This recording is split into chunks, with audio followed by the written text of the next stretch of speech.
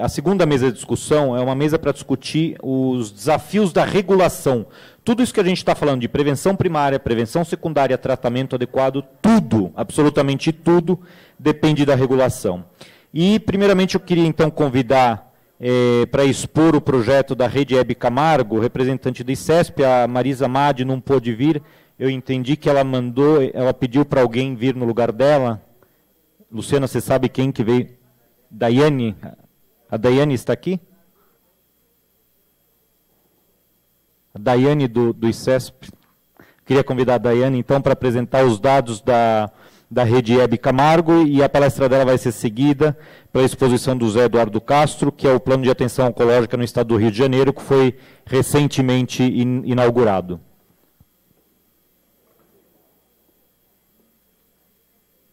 Obrigado. Obrigada.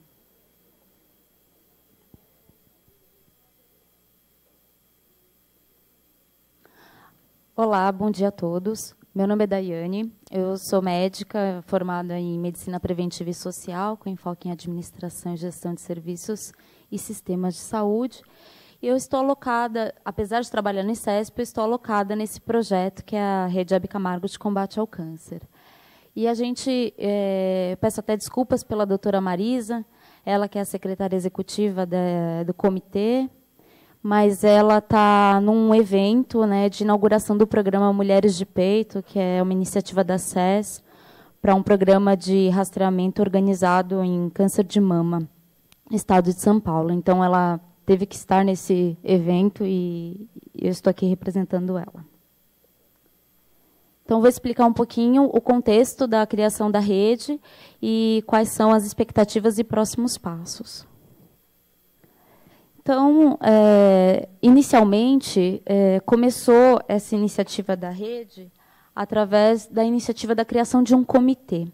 O então secretário, professor Giovanni Guiducerri, ele tinha uma demanda de criar comitês temáticos, né, com experts em oncologia, em doenças cardiovasculares, cada um dentro da sua especialidade, que pudessem assessorá-lo, tanto técnico quanto cientificamente, nos assuntos que fossem referentes a tais patologias. Então, na ocasião, ele pediu que fosse formado um comitê, eu até estou visualizando alguns membros do comitê aqui, e esse comitê foi formado, representado hoje por 15 hospitais, que são os maiores hospitais que fazem produção SUS em oncologia no estado de São Paulo, e eles se reúnem uma vez por mês para discutir várias questões relacionadas à política estadual de câncer, que foi criada dentro da Secretaria de Estado da Saúde. Então, esse comitê, né, se encontrando uma vez por mês, aqui tem alguns dados de incidência, né, mostrando a importância e relevância do câncer no estado de São Paulo. E também a questão do estadiamento, que chega muito tardio quando ingressa dentro das unidades habilitadas. Então, a gente vê aqui que praticamente metade dos casos chega em estadio 3 e 4, que são estadios mais avançados, que geralmente somente uma cirurgia não é suficiente, tem que ter vários tratamentos concomitantes. E esses aqui são os membros que compõem esse comitê hoje. Então, esse comitê ele é coordenado pelo ICESP, através do professor Paulo.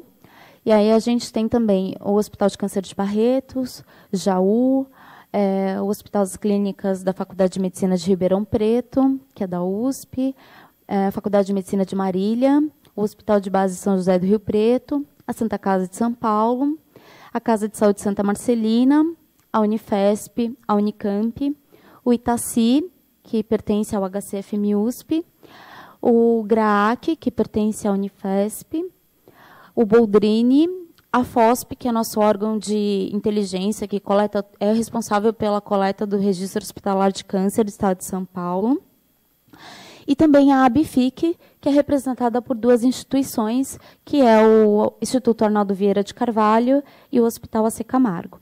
Esses hospitais juntos, eles somados, fazem mais de 50% da produção SUS em oncologia no estado de São Paulo. daí a relevância deles serem esse fórum que discute e dá os pareceres técnicos científicos que assessoram o secretário de Saúde. E dentro desse comitê a gente trabalha um plano diretor que ele é dividido em 4 etapas. Então, toda a parte de assessoria científica e técnica é feita dentro do comitê, dentro dessas 4 perspectivas, que é promoção e proteção da saúde, detecção precoce, assistência aos pacientes e cuidados paliativos. E a Rede Camargo, ela surgiu dentro desse... Deixa eu ver aqui. Tá. Dentro dessa perspectiva de assistência aos pacientes.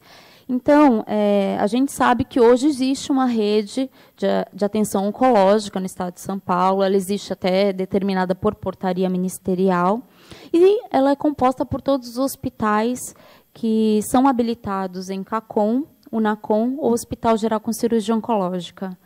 Mas não existia até então um pressuposto de interação e de cooperação mútua entre os serviços. Os serviços eram bastante fragmentados, muitas vezes bastante independentes, então não existia essa cooperação mútua. A rede Hebe Camargo, por isso até que ela foi nomeada com um nome diferente da rede de atenção oncológica, pura e simplesmente, ela pressupõe isso.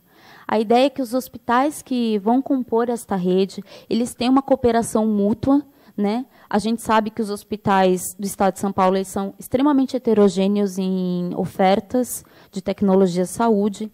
Então, enquanto uns são super completos, fazem transplante de medula óssea, fazem radiocirurgia, quimio, radioterapia, cirurgias de todas as especialidades, a gente tem muito hospital, principalmente no interior, que são hospitais que fazem químio e algum tipo de cirurgia, não fazem todos. Então, quando esse paciente ingressa nesses hospitais de menor complexidade e ele demanda uma complementação de tratamento, muitas vezes existe uma dificuldade dele conseguir migrar para um hospital de maior complexidade para dar continuidade no tratamento. E a ideia dessa rede é justamente isso, que este viés, né, da rede, né, dessa heterogeneidade, ela acabe não mais pesando sobre o paciente. O paciente saia desse circuito e exista uma regulação que se responsabilize pelo encaminhamento adequado do paciente. Então, hoje, está desatualizado, teve um hospital que foi descredenciado, mas hoje a gente exige a rede, né, de atenção oncológica, não a rede Hebe Camargo, a rede de atenção oncológica, são 70 serviços que estão espalhados de uma forma até que um pouco heterogênea, né, dentro do estado de São Paulo. Acho que é uma lógica histórica que foi sendo respeitada e dos hospitais que faziam mais acabavam conseguindo se ampliar mais. Hoje nós somos em 16 CACONs, 48 UNACONs e 4 hospitais com cirurgia oncológica, porque 2 já se tornaram UNACONs. Então, a ideia é que essa rede ela exista e ela tenha uma cooperação mútua, e a chave para isso é um sistema de regulação que seja centralizado e compartilhado com as regulações municipais. Isso pressupõe, obviamente, uma integração das esferas municipais e estaduais, porque hoje os hospitais têm diferentes gestores, então a gente precisa de uma cooperação e de um trabalho conjunto quando os hospitais são de gestão municipal e é o gestor municipal quem cuida da regulação do hospital da sua cidade. Isso pressupõe também um uso racional dos recursos. Então, deixar que hospitais de maior complexidade trate casos mais complexos e os hospitais que são mais próximos da casa do paciente, quando o paciente tem um caso que não é tão complexo, que não demande tanta tecnologia, que ele possa ser tratado com qualidade perto da casa dele. E também, obviamente, com humanização, que pressupõe, né, e permeia todo esse projeto. Então, aqui eu já tinha dito um pouco dessa questão que o comitê trabalha com a prevenção, com a detecção precoce, né? E pressupõe também uma ideia de fazer um tratamento uniforme, independente de que hospital o paciente está sendo tratado. Então, dentro do comitê, está sendo tratado a ideia de se fazer um manual único de oncologia para o estado de São Paulo, e é uma das metas desse projeto de implantação da rede. É um projeto que pressupõe não só a questão da regulação, também como uma uniformização da qualidade assistencial no estado de São Paulo.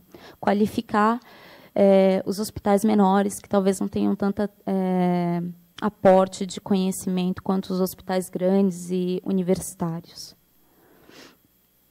Além dessa questão de qualificação da rede e de criar uma central de regulação que ofereça maior eficiência no encaminhamento do paciente, a gente também fez um diagnóstico inicial para saber quais eram as regiões que apresentavam maior carência de serviços, né? Aí é uma carência de localização geográfica mesmo.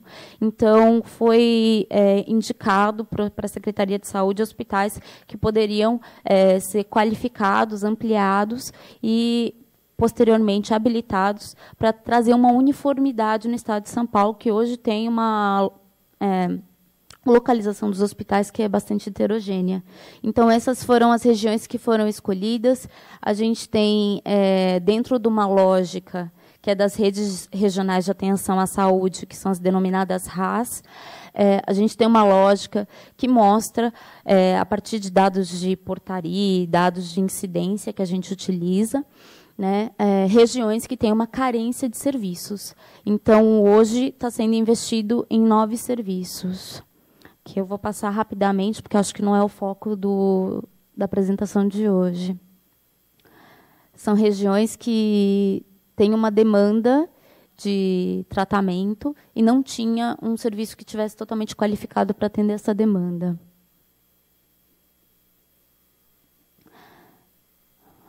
Bem, eu acho que aqui é um pouco da questão da regulação. E como é que a gente vai fazer essa regulação? Essa é uma quebra de paradigma, então, até hoje, não teve um projeto que fosse tão a fundo nessas questões. Então, é uma coisa que a gente tem que fazer sempre com uma construção coletiva. Isso inclui os técnicos do comitê, isso inclui a inteligência da FOSP, isso inclui também as mais diversas instâncias dentro da secretaria. E a ideia que a gente tem é de iniciar fazendo um diagnóstico real da capacidade instalada e de oferta de serviços de todos os serviços. Agora, em março, vai completar um ano que foi dado o kick-off desse projeto da Rede EB, e durante esse ano a gente passou visitando todos os 70 serviços, e que são desmembrados em 80 unidades. Então, a gente foi visitando um por um, conhecendo as pessoas, quem são os médicos oncologistas que trabalham, conhecendo toda a infraestrutura, o que eles têm de vocações, expertises, e o que eles têm de algumas deficiências que precisam ser trabalhadas. E agora, com base nesses dados de produção, de oferta e capacidade instalada e de expertises, que está sendo montado a nova rodada de pactuações das vagas dos serviços. Então, a gente pega tanto a estimativa de incidência, de demanda, né, SUS, dentro do estado de São Paulo, e até um pouco da saúde suplementar, que a gente sabe que tem uma migração, e a gente está pactuando serviço a serviço as vagas já dentro de cada especialidade. Porque a ideia é que os serviços, pelo menos dentro da lógica das RAS, os serviços que tenham as estimativas de câncer mais prevalentes, eles sejam autossuficientes. Bem, eu acho que o que eu tinha para falar era isso. Eu não sei se eu estourei o tempo, mas muito obrigada pela oportunidade. Obrigado, Daiane. Depois a gente vai abrir para perguntas. Eu tenho várias perguntas para você. Eu queria, então, convidar agora, para dar o exemplo do que vem sendo feito no Rio de Janeiro, o nosso colega José Eduardo de Castro, que foi um dos organizadores da rede de regulação que está agora sendo implementada no Rio. Obrigado. Bom dia a todos. Bom, vou botar os slides ali. Eu queria dizer para vocês o seguinte: vocês vão ficar enjoados, porque é impossível falar em 20 minutos, então eu vou acelerar que nem um louco. E depois vocês me perguntam, porque falar sobre regulação em 20 minutos é impossível, a gente tem que ficar um dia e não vai dar tempo. eu não tenho nenhum conflito de interesse. A coisa mais importante que existe, para vocês saberem, eu não sou nem oncologista. Tá? Eu sou intensivista de formação e eu provavelmente sou o único diretor de assistência que passou pelo INCA que não tem ou nunca teve nenhuma ligação com oncologia. Agora eu estou mais ligado à oncologia, que eu passei a ser consultor da Fundação do Câncer.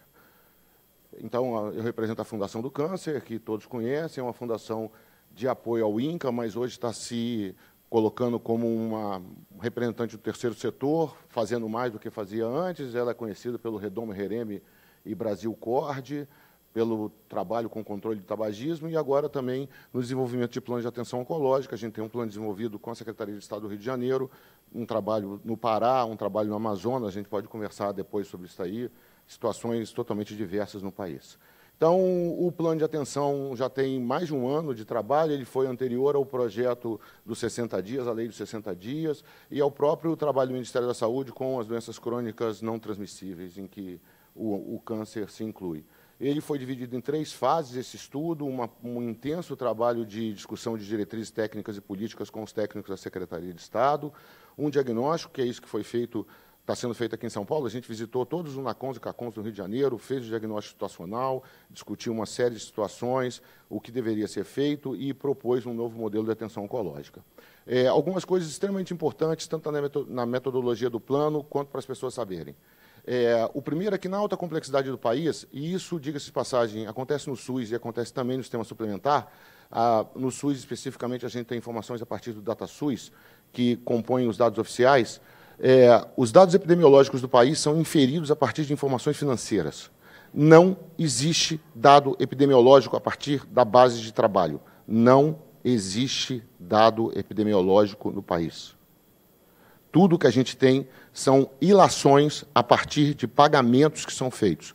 O sistema funciona assim: você insere um dado, esse dado é aprovado, eventualmente ele é autorizado, é feito um pagamento, isso entra no sistema. É assim no sistema suplementar, é assim no SUS. E o dado que é pago, e eventualmente isso está ligado aos tetos municipais, o dado que é pago é o que existe oficialmente. Então, o que a gente tem são um conjunto de informações de pagamento. A gente não sabe o que acontece na base do sistema, porque não tem informação. Então, o mundo real ele só é conhecido por quem está na ponta. E a gente não tem um conhecimento global do sistema. Então, na verdade, a gente tem uma grande distorção, mas esse é o único dado que a gente tem que trabalhar com ele, a gente foi extremamente pragmático com isso. Além disso, muito do que a gente fez, que a gente também trabalhou um pouco na atenção básica, são dados do PIMAC, uma pesquisa que tem uma série de perguntas ligadas à oncologia, mas ele não teve esse propósito, então isso tem uma limitação metodológica do ponto de vista científico, é uma análise retrospectiva, ele dá um sinal para a gente, é melhor você ter alguma coisa do que nada, mas também a gente nunca teve um trabalho voltado especificamente para câncer, agora tem a pesquisa feita aí, aqui pelo Oncoguia. Então, uma das coisas que norteou a gente inicialmente é que foi feita uma avaliação de a maior parte dos planos de atenção oncológica que existem no mundo. Tá? A gente estudou uns 60 planos de atenção oncológica. E o que é interessante, isso não foi feito por nós, tá? Médicos, eu vou dizer por quem foi feito daqui a pouco. O que é interessante é que todos os planos têm o mesmo padrão. Eles trabalham com tipologia do câncer, uma linha de cuidado e uma região, uma dada região. Isso é um padrão que todos se repetem.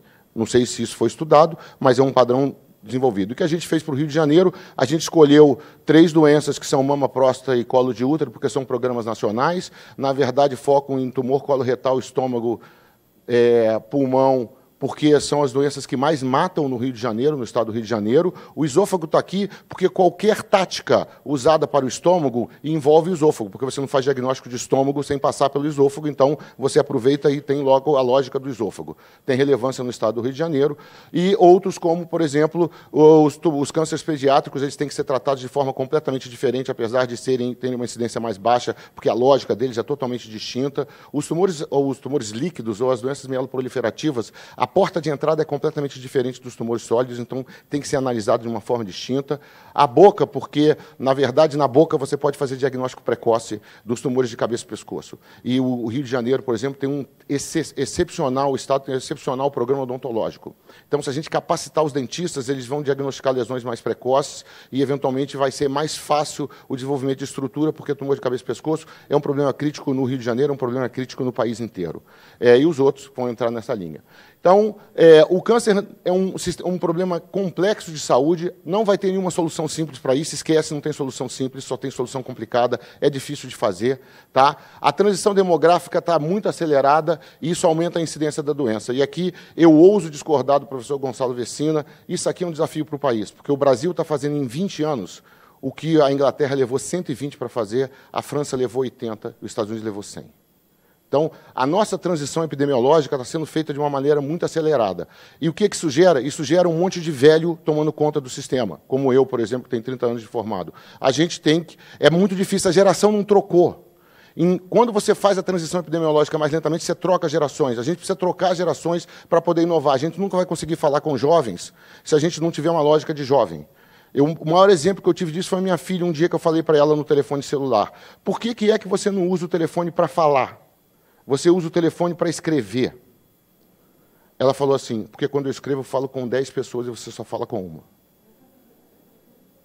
Então, eles têm uma outra lógica. No dia que ela me falou isso, eu entendi o que é um abismo de gerações. E a gente só vai conseguir falar com jovens quando a gente falar na linguagem deles, não na nossa. Tá? Então, a gente precisa de gente que entenda de educação e comunicação, não somos nós médicos, por exemplo. Tá? É a segunda causa de morte no Rio, e a gente definiu uma epidemiologia para cada região.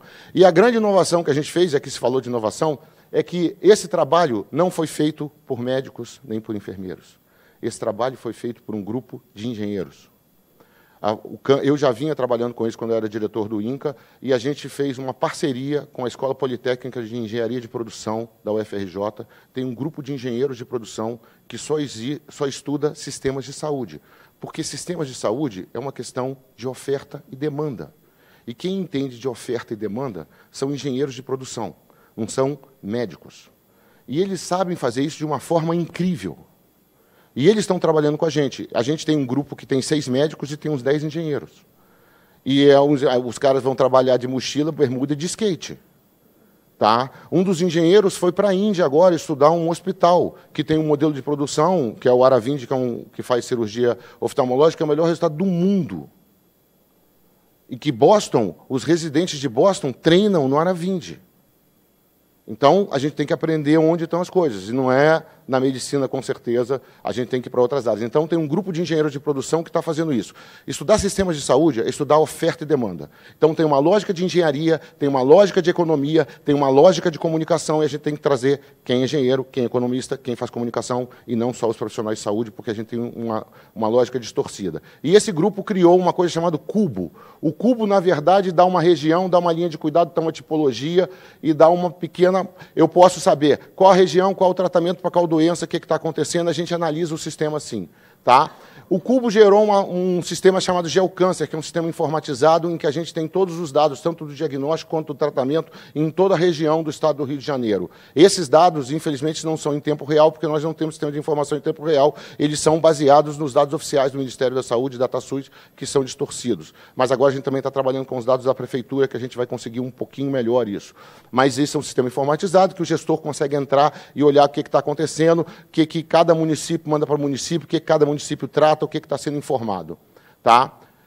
Tanto do diagnóstico quanto do tratamento. E algumas premissas são fundamentais de se entender nesse sistema, que, primeiro, obviamente, apesar da Fundação ser uma entidade privada sem fim lucrativo, a gente seguiu as regras preconizadas pelo INCA, Ministério da Saúde, e todo mundo tem que ter em mente uma questão. Câncer é uma doença tempo-dependente, tá? Câncer é uma doença tempo-dependente. Eu sou intensivista, minha vida inteira eu trabalhei com infarto, com sepsis, com AVC, e a gente hoje em dia trata esses doentes em curto intervalo de tempo, porque é isso que salva a vida deles. É a mesma coisa no câncer, só que num horizonte de tempo um pouquinho diferente, mas é a mesma coisa. Se a gente não tiver essa lógica, a gente nunca vai salvar a vida de quem está com câncer. Tem uma questão de tempo. E isso é fundamental que a gente entenda. E os resultados são alcançados em muito longo prazo. Não adianta que a gente vai saber mortalidade em 5 anos, mama é uma doença complexa, porque dá metástase tardia, dá metástase em 15 anos, dá metástase em 20 anos. Então, você precisa das informações de muito longo tempo para planejar. Obviamente que a gente não vai ficar esperando 10 anos para tomar decisão. A previsão é de que a cada 3 anos a gente faça revisão para poder saber se está certo ou está errado, porque eventualmente a gente fala uma coisa bonita, mas dá tudo errado. Ainda mais é bom trabalhar com engenheiro, porque eles estão preocupados com isso. Tá? A gente não deixa de lado coisas fundamentais, como a catástrofe da radioterapia que existe no país. Catástrofe. Esse é o nome certo, catástrofe de radioterapia. Ok, o Ministério da Saúde, Patrícia está aí, fez uma excelente atitude, comprou 80 máquinas, pena que a gente não vai ter nem radioterapeuta, nem técnico para operar, porque não tem no país. A gente não preparou, tá? Então é difícil ter máquina sem gente para operar. Nós temos um gargalo crítico. A gente vai ter que quebrar um monte de paradigma de profissional, de quem opera, de quem faz. Não pode, tem que acabar com o poder dos médicos para fazer tudo, tá entendendo? Porque senão o sistema vai gripar. E não tem médico mesmo, gente, falta médico. Tá?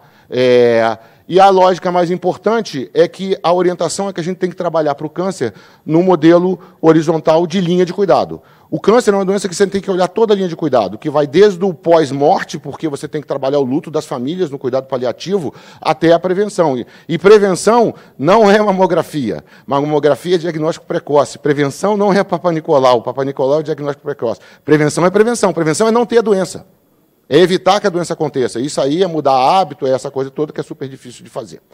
E isso gerou um plano super gigante com 47 metas, tá? Que não vai dar para falar aqui, mas só para vocês entenderem, tem um plano que tem lá uma carta do secretário de saúde com o presidente da fundação, que estuda epidemiologia, que faz uma análise populacional de todas as regiões do estado, que analisa os CACONs e UNACONs, onde eles estão, e aqui, só para vocês viram uma apresentação de São Paulo, olha o Rio de Janeiro que acontece, a maior parte dos CACONs e UNACONs está centralizada no município do Rio de Janeiro. Pela história do Rio de Janeiro ter sido capital, essa coisa toda, então isso também não foi planejado. Então você tem um único grande local para tratar os pacientes que tem que se deslocar. Então, planejamento para você deslocar o eixo de tratamento para outras regiões do estado, tá? E aí gerou as recomendações, com Meta 1, Meta 2, Meta 3, Meta 4, Meta 5, até Meta 47, isso é um compromisso do Estado. E aí, essa linha de cuidado gerou, basicamente, recomendações em educação, na atenção básica, no tratamento cirúrgico, no tratamento radioterápico, regulação é fundamental, sistemas de informação, prevenção e promoção, diagnóstico precoce, químico, cuidado paliativos e registros de câncer, tanto RHC quanto registro de câncer de base populacional. Só que quando você, por exemplo, fala de regulação, regulação não é só você trabalhar com a lógica de regular o doente, tá? De fazer um plano para regular, porque a regulação faz interface com a atenção básica, que é quem manda o doente vem da atenção básica, gente. Tá? O que é o conceito de diagnóstico precoce? Na verdade, técnicas de rastreamento são diagnósticos precoces, são uma estrutura de diagnóstico. Você tem que montar uma estrutura de diagnóstico. Não é diferente de diagnóstico. Quando você faz uma mamografia, tem, claro, um planejamento para uma mamografia de rastreamento organizado e uma mamografia de rastreamento oportunista ou de investigação diagnóstica. Mas é a mesma coisa, uma mamografia que tem que ter um laudo, que vai ter um BIRADS, que vai gerar, eventualmente, uma indicação de biópsia, por aí afora. E faz essa interface toda. Então, para cada um deles, tem muita interface. E esse é um exemplo, por exemplo, no câncer de mama, e aqui o exemplo tem uma lógica, estabelecer programas de rastreamento organizado, coordenados pelo Estado, e isso já é uma coisa complicada, porque se está numa lógica de atenção primária, isso é uma função do município. Então, o Estado e o município têm que se falar, e tem questões políticas, o governador é diferente do prefeito, tem briga, essa coisa toda, e o doente se ferra. Qual o número de pessoas que faz, como faz isso, qual a lógica de tudo isso. Mas só que no mundo real a coisa é diferente. E foi isso que a gente fez, e talvez essa seja a grande coisa do plano que a gente fez. Porque no mundo real, isso aí é controverso, mas isso é um dado concreto do trabalho que a gente viu no Rio de Janeiro, para cada 1000 mamografia você faz 10 biópsias e você tem 4 diagnósticos. Tá? Na população do Rio de Janeiro, isso é o seguinte, eu tenho que fazer 1.650.000 mamografias, 16.500 biópsias, que vão dar 6.600 diagnósticos pela previsão. Se eu juntar a isso aqui mais 1.300 casos excedentes pelos casos que estão fora, porque eu estou falando de rastreamento aqui, e tem outros tipos, eu vou ter 3.500 biópsias. Então, eu vou ter 20.000 biópsias apenas para uma ação. 20.000 biópsias.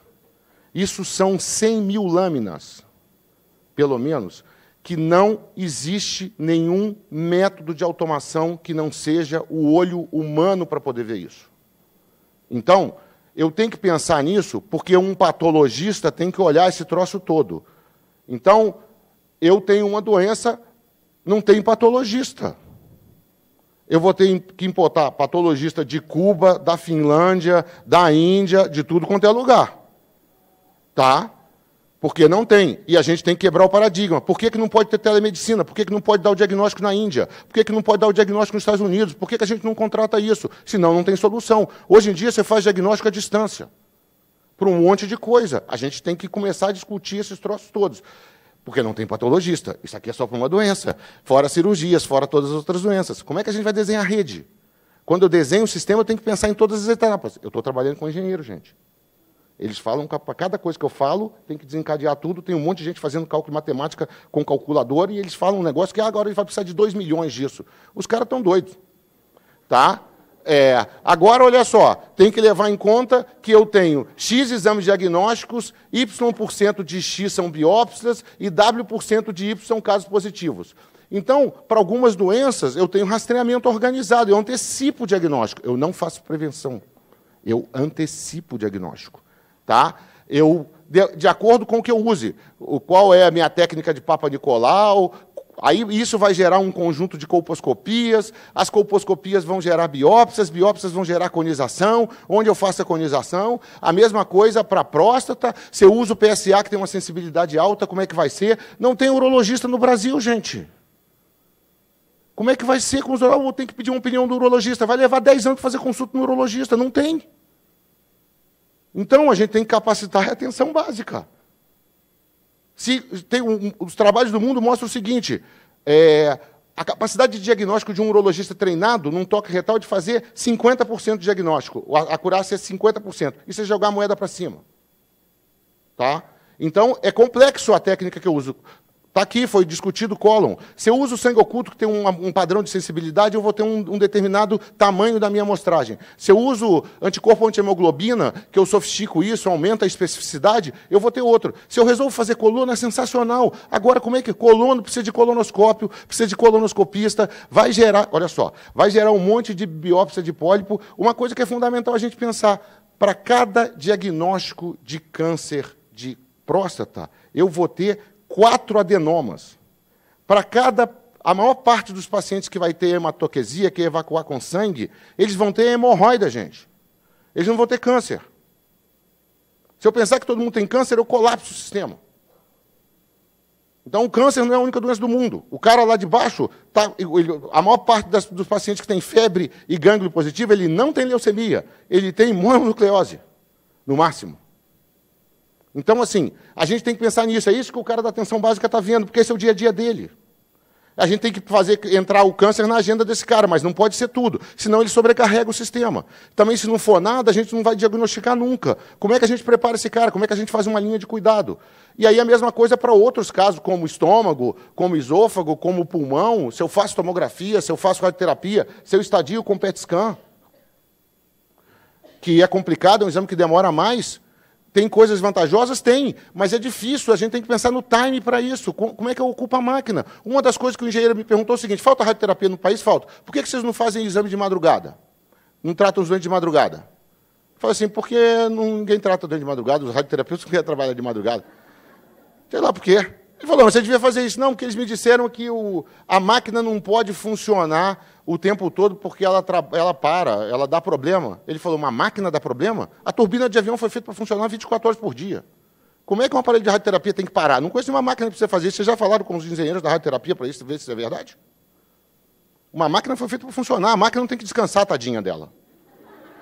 Enquanto ela descansa, um monte de gente morre.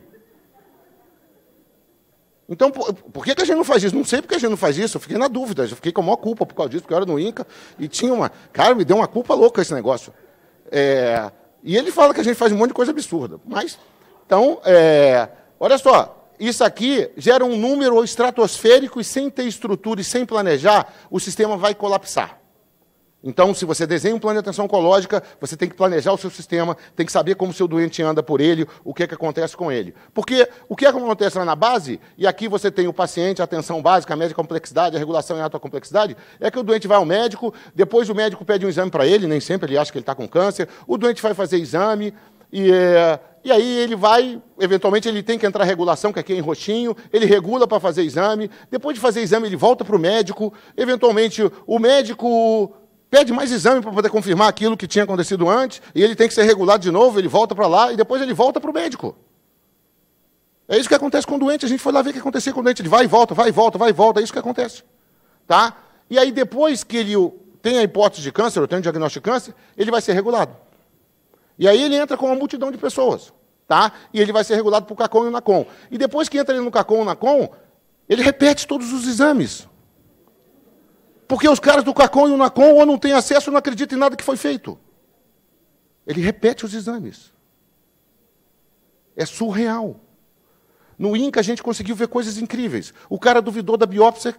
Ah, essa biópsia eu não sei se é verdade, eu vou rever a lâmina. Tinha sido feito no próprio INCA. Ele duvidou dele mesmo.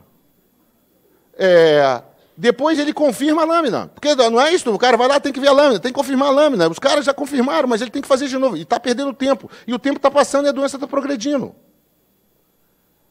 E aí ele entra lá, tem uma primeira avaliação, e aí o sistema é completamente fragmentado. Ele vai para o cirurgião, ele vai para o oncologista clínica, ou raramente ele vai para o radioterapeuta como primeiro, mas ele vai normalmente ele vai para o cirurgião, na maioria das vezes. Aí depois que ele vai para o oncologista, o sistema fragmenta, ninguém vê o doente conjunto.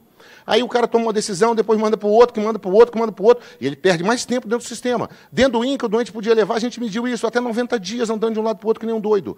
E o pessoal da engenharia está revendo todos os conceitos, todos os fluxos, está quebrando lá os ambulatórios, as consultas são feitas por 3 especialistas ao mesmo tempo agora. O doente é visto pelo radioterapeuta, pelo oncologista e pelo cirurgião. Ao mesmo tempo. Decide o que tem que fazer na hora. Porque senão ele perde tempo. Isso reduziu o tempo de início de tratamento de 60 para 7 dias. Tá? De 60 para 7 dias. No primeiro piloto que a gente fez. É assustador. Depois ele vai para outra área, e finalmente ele tem o resultado se ele morre ou se ele vive. E aí, isso é que é fazer um plano de atenção oncológica. Eu tenho que misturar tudo isso aqui. Se eu não pensar nessas coisas todas, como é que elas se imbricam, não vai ter plano. Só que, quando eu entro nesse verdinho aqui, que é alta complexidade, isso é gestão hospitalar.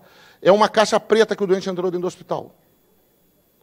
Porque eu regulei o doente, botei lá dentro, eu parto da premissa de que o que acontece dentro de um hospital especializado é bom para ele. Quem disse? A gente tem que medir os resultados. Um CACOM e um NACOM tem que ser credenciado pelo resultado que ele gera. Porque se ele gerar resultado ruim, ou seja, mortalidade em 5 anos, ele tem que ser descredenciado porque ele é ruim. Ele pode fazer outra coisa boa, mas câncer ele não faz bem. Então a gente tem que medir o resultado de cada unidade. E isso tudo é baseado em informação econômica. Eu cobrei, eu fiz. Ponto. Para corrigir isso, só com registro de câncer de base populacional. Então, enquanto a gente não tiver um modelo de registro de câncer de base populacional e um RHC mais efetivo, que realmente funcione para o país inteiro, dando as diferenças entre os municípios, porque você tem... Aí, de novo, os engenheiros ensinaram para a gente que tem malha rodoviária, como é que o cara se desloca, para poder entender o que está acontecendo, porque os municípios são diferentes. Gente, 2/3 dos municípios brasileiros têm menos do que 20 mil habitantes. Todo o sistema de planejamento de epidemiologia é feito em 100 mil habitantes, tem que juntar 5 municípios no mínimo, que são de prefeitos diferentes, que recebem dinheiro de forma diferente. Uns que têm o plano municipal de saúde, que tem muito dinheiro, porque tem ROI, pode fazer, outros são pobres, não tem nada. Para você fazer alta complexidade, você precisa, eventualmente, de população de 500 mil a 1 milhão. Então, você tem que juntar 5, 6, 10 municípios e trabalhar num único hospital.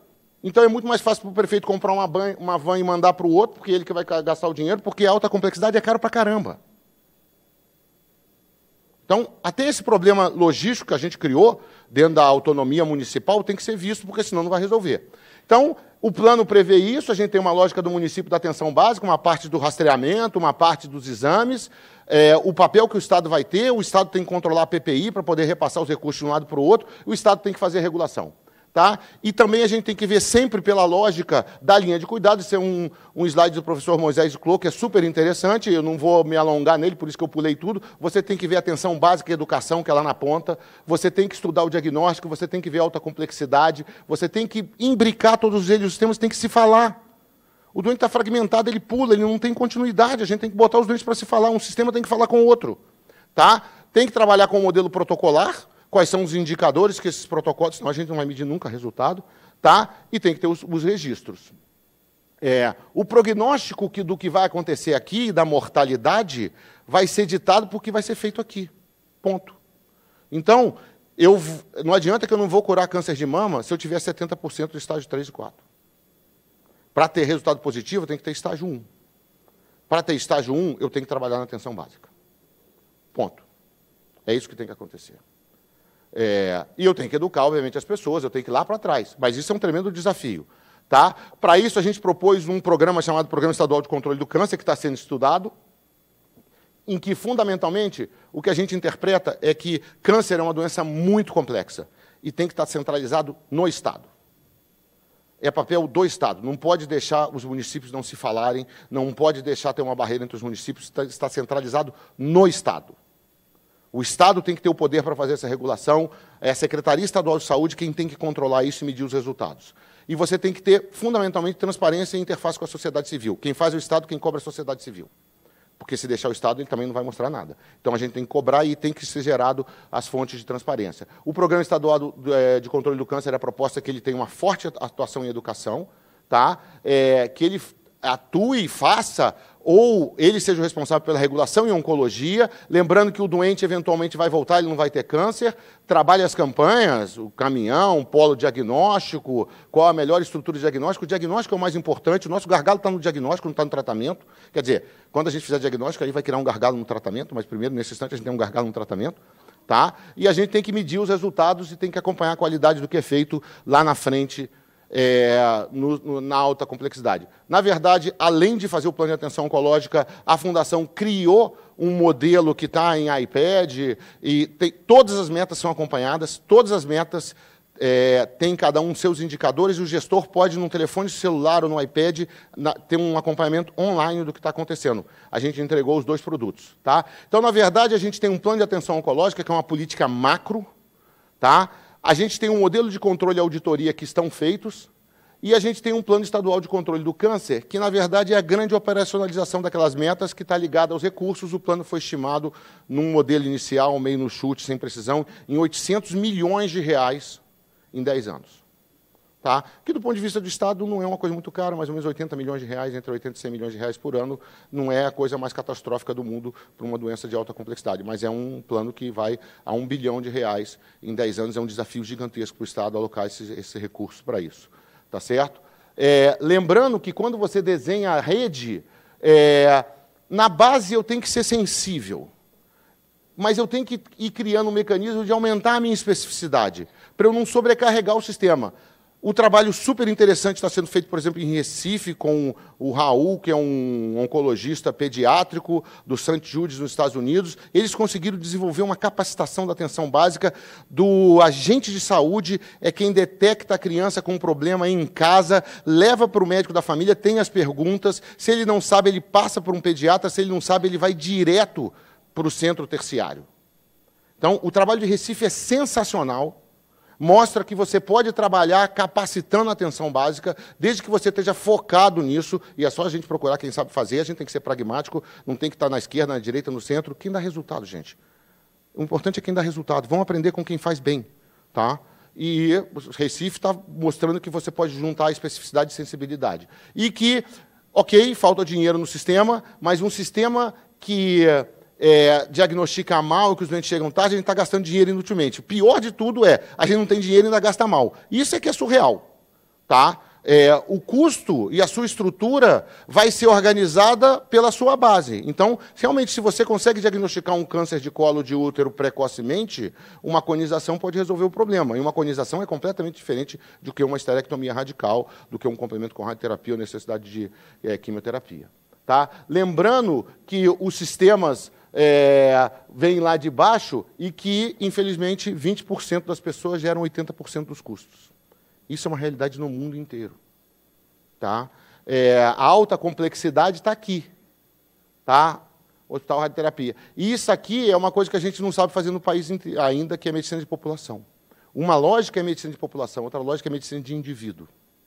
Infelizmente, todos nós, médicos, fomos preparados para tratar doenças e, eventualmente, doentes. Aqui, a gente trabalha em medicina de indivíduo. Planejamento de saúde é uma medicina de população, é uma lógica diferente, que, sob certos aspectos, despersonaliza. Tá? Isso é um preço que a gente vai ter que pagar para poder atender todo mundo. Essa é a dificuldade entre a sensibilidade e a especificidade. Já estou acabando, não sei nem se o meu tempo está aí tão estourado. Vem aí um desafio gigantesco para a gente, porque a gente ainda está engatinhando no nosso sistema e a medicina está mudando. O câncer, além de ser tempo dependente, o tratamento hoje começa com diagnóstico. E a gente está reformulando tudo, porque antes a gente fazia um diagnóstico na imagem, a imagem está lá atrás. Hoje eu tenho biologia molecular. Eu faço o diagnóstico muito antes. Na verdade, eu tenho avaliação genética. Eu faço o diagnóstico na hora que a pessoa nasceu. Eu posso fazer o diagnóstico intraútero. Eu posso pegar uma menina de 2 dias e dizer o seguinte para os pais: ela tem 85% de chance de morrer de câncer de mama e 50% de chance de morrer de câncer de ovário. E se ela tiver câncer de mama, provavelmente ela vai ter um triplo negativo, que é o que não responde a nada, porque é o que gera a mutação do BRCA1 e BRCA2. Eu posso chegar, e para a gente sair do câncer, falar que você, aos 65 anos, vai ter Coreia de Huntington. E você vai ter uma doença incurável e vai morrer. Não tem tratamento. Quem quer saber disso? Então, a gente tem um desafio gigantesco, como sociedade, porque a ciência tem trazido esses desafios para a gente. Como é que a gente vai lidar com o conceito de estar doente, sem ter sinal, sem ter sintoma e sem ter doença? A gente tem que enfrentar esse desafio, senão a gente não vai conseguir nunca convencer os jovens de que eles têm um risco. Esse é o problema. A medicina está mudando de uma forma muito rápida. Como a gente vai lidar com esses avanços científicos? Não sei. Não tenho a menor ideia. E acho que, como médico, eu posso fazer, tem que botar todo mundo sentado e o que for consenso, a gente vai fazer. Na Inglaterra, por exemplo, algum tempo atrás, foi decidido que a Inglaterra é um dos países que tem menos leitos de terapia intensiva disponíveis para a população, entre 2% e 5%. Tá? E eles chegaram à conclusão que pacientes acima de 85 anos que estavam graves e requeriam hemodiálise, eles tinham um índice de mortalidade muito alto. E fazer hemodiálise era uma coisa muito cara que consumia recursos. Então, eles decidiram o seguinte: todo paciente acima de 85 anos que precisar de hemodiálise, a gente não vai fazer, eles vão morrer. Ponto. Ou ele vai ser dialisado de outra forma, a gente não vai fazer hemodiálise. Só que essa decisão não foi tomada por um grupo de médicos. Essa decisão foi tomada por um conselho comunitário, dos leigos, dos idosos. Foram eles que decidiram se botavam um idoso de 90 anos em hemodiálise ou se botavam um jovem. Quem decidiu foi a população. E eles foram discutindo isso para alocação de recursos e uma série de coisas, até mudar essa realidade. Se eu não sei a resposta, eu tenho que envolver quem está diretamente envolvido, que são os pacientes. A gente tem que trazer os pacientes para discutir. E os pacientes sabem responder. Uma das coisas que eu aprendi no INCA é que você pode discutir terminalidade, você pode discutir tratamento com um cara que é analfabeto. O problema é você se comunicar de uma forma que ele entenda e não ficar em cima de um pedestal. Se você fizer isso, o paciente entende. E dá para a gente conversar. Só que isso consome tempo. Isso consome recurso. E isso consome emoção.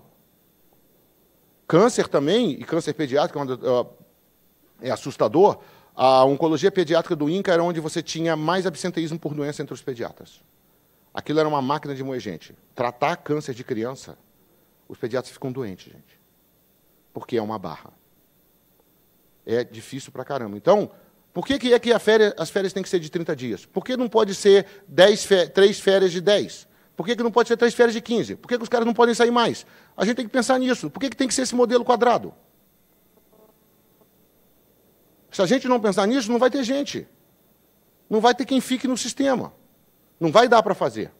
Tá? Então, as ações de câncer e prevenção, o controle, são uma função, um projeto da sociedade. E aqui, Luciana, você está de parabéns por fazer isso. E é um papel de Estado, não é do Estado, não é de nenhum governo, é de Estado. Uma das coisas legais do Plano de Atenção Oncológica no Estado do Rio de Janeiro, que o secretário assinou um plano por 10 anos. Ele ferrou com os próximos secretários. Porque agora o Estado fez isso e todos serão responsáveis por isso. Você pode até não fazer nada, mas você está assumindo uma posição e a gente vai ter que apresentar daqui a pouco o plano de atenção oncológica no Ministério Público, que eles já pediram para a gente, porque eles querem monitorar o gestor público. Então, eu deixo aí você com essa frase do Einstein, que eu acho que é super importante, e obrigado e desculpe ter extrapolado o tempo.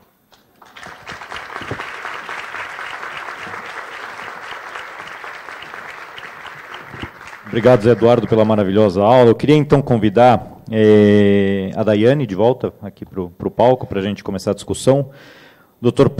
Pascoal Marracini, do Instituto de Câncer Arnaldo Vieira de Carvalho, o Paulo Vilas Boas de Carvalho, do Conselho Nacional de Secretários Municipais de Saúde, a Mariana Versolato, da Folha, e o Tiago Farina Matos, do Instituto Oncoguia.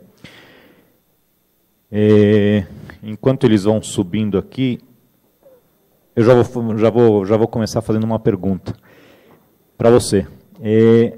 Quanto tempo você acha que demora para implementar esse plano de maneira que ele funcione, vamos dizer, 50% do planejado? Patrícia, você quer subir também?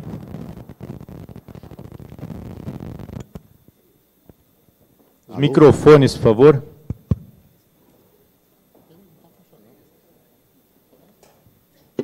Silêncio total. Alô? Bom, a gente está discutindo essa questão da implementação agora. Eu aprendi há um tempo atrás que o boi você come por partes, senão você engasga, né? Então, a gente tem que fazer o plano de pedaço em pedaço. A gente acha que tem alguns focos que são fundamentais, então, o que a gente colocou para a Secretaria de Estado? Num primeiro instante, eu acho que a Secretaria tem que regular. A regulação é a alma do sistema. Sem regular o sistema, você não vai fazê-lo andar. Então, acho que a primeira coisa que tem que fazer é regular. Isso tem que ser imediato. Você tem que organizar o registro para você ter dado epidemiológico, para você planejar no futuro. E você tem que ter uma ação de educação. Aí eu tenho uma primeira pergunta para você, assim, eu vou abrir, eu juro que eu vou abrir, mas regular, uma coisa é o macrosistema que é estadual, eu concordo, mas regular no varejo tem que ser uma coisa municipal, ou não? Não, olha só, o que eu acho a grande questão, obviamente, se você pega um município pleno, o Rio de Janeiro, por exemplo, município pleno, é super complicado porque o orçamento de saúde do Rio de Janeiro é maior do que o orçamento de Estado. Tá? Então, o Rio de Janeiro é um estado surreal, só para as pessoas entenderem. O Rio de Janeiro, você tem sistema de saúde paralelo. Você tem o sistema municipal, porque ele era a antiga capital federal. Você tem o sistema estadual, que agora se juntou porque o Estado foi unificado, né? Teve a unificação quando criou-se Brasília. Você tem 6 hospitais federais de alta complexidade. É o único lugar que tem tantos leitos de alta complexidade, 2.500 leitos de alta complexidade nos hospitais federais, que é a rede do DGH. É o único estado no país que tem 3 universidades federais. Você não tem dinheiro para um hospital universitário, imagina para 3. Tá? E você ainda tem 5 institutos, que está ligado ao Ministério de Ciência e Tecnologia. Então, é um modelo surreal de atenção de saúde. Então, o município, quando é pleno, ele regula, mas, de alguma forma, você tem que ter uma interface com o Estado para que os doentes dos diversos municípios, você tem que criar uma hierarquização de rede, né? Essa que é a questão, hierarquizar a rede, saber quais doenças podem ser tratadas em quais hospitais, e mandar os doentes, pactuar a oferta e mandar esses doentes. Eu acho que o Estado tem um papel de fazer isso, junto com o município, obviamente, de acordo com como eles se interagem com os municípios vizinhos. Tá bom, eu queria abrir para os membros aqui da mesa de discussão para perguntas, ou exemplificar outros modelos que, eventualmente, a gente não teve a oportunidade de convidar para serem apresentados. Eu queria só aproveitar nesse gancho, Rafael, e fazer uma pergunta, tanto para o Pascoal como para o Paulo. Aqui em São Paulo, a gente percebe muito essa dificuldade num relacionamento entre municípios e Estado. Eu acho que o Conasense tem um papel importante nesse aspecto. Se não me engano, desde 2011, a gente tem um decreto da presidente que determina a criação de um contrato organizativo, que cria as regiões de saúde. Isso pretende ser aí um esboço aí de um bom funcionamento da regulação. E aí, Pascoal, você como prestador de serviço, se eu não me engano, até o seu hospital é municipal, contratado com gestor municipal, você vê ainda esse desafio, mesmo depois da criação da rede Hebe Camargo, e o Conasense, assim, até pensando em outros municípios, já que aqui a proposta é discutir no âmbito nacional, como é que tem sido o desafio de outros estados e municípios desses estados para participarem dessa rede e ter um sistema eficiente de regulação? Bom, boa tarde. Primeiro, preciso trazer um abraço do NARD e agradecer a presença aqui, e dizer que quem deveria estar aqui seria o Arthur Chioro, que hoje é o nosso ministro da Saúde, e eu estou tentando aqui fazer as vezes dessas pessoas. Quem sabe se não vira o futuro ministro. Muito bom. Eu acho que o Eduardo fez algumas colocações bastante pertinentes. A gente, em termos municipalistas, sempre pensa em regulação realmente, a regulação feita pelo município, porque, na verdade, a saúde acontece no município, os recursos estão dados, as dificuldades políticas estão lá. Então, essa lógica é uma lógica muito, inclusive, até ideológica. Há uma ideologia de que tenha que ser descentralizado o serviço, que os recursos precisam estar dados. Mas ele faz uma feliz colocação quando ele coloca, primeiro, que isso é uma política de Estado. E eu acho que, numa federação como a nossa, ela precisa ser de Estado para que ela perdure, mas ela precisa ser do Estado para que ela realmente se efetive. Porque, senão, nós ficamos naquilo que tem sido, talvez, a grande mazela do nosso país, a distância entre a fala e aquilo que a gente faz. A gente até que não faz, não é de pouco tempo, é de muito tempo que nós falamos bonito, que nós temos realmente propriedade nas coisas em que nós planejamos, que nós falamos, que nós colocamos. Mas, quando a gente vai para a linha de base do transformar a fala, que tem a lógica de quando a gente raciocina e fala, a gente não consegue implementar. E aí está o município com todas as suas diversidades e dificuldades. E ele tem razão. Não dá para a gente pensar, num país que tem mais de 6 mil municípios, pensar num centro de alta complexidade para um município de Borá, que tem 900 habitantes. Isso é impossível. Mas, por outro lado, os munícipes de Borá também ficam doentes. E eles também têm, de repente, um tipo de financiamento. Então, a gente vem, então, da gestão municipal, e a gestão municipal ela tem as dificuldades de uma gestão. Não tem como ser entendido isso se realmente não tiver uma regulação sólida, porque, mais ou menos, aquele slide que o Eduardo coloca é o que a gente entende como médico da ponta. O paciente passa vários calvários quando ele tem câncer. O primeiro grande calvário dele é um diagnóstico. A gente fala muito em diagnóstico precoce. Eu acho que diagnóstico precoce a gente faz pouco, porque a gente faz diagnóstico tardio. Essa é a grande verdade. Ou os pacientes morrem sem saber do que morreram, ou eles só têm estadios avançados de câncer, porque não conseguiram, dentro de um sistema que deveria estar realmente na rede básica, etc., mas ele precisa estar apropriado de como fazer isso. Então, esse é o grande desafio.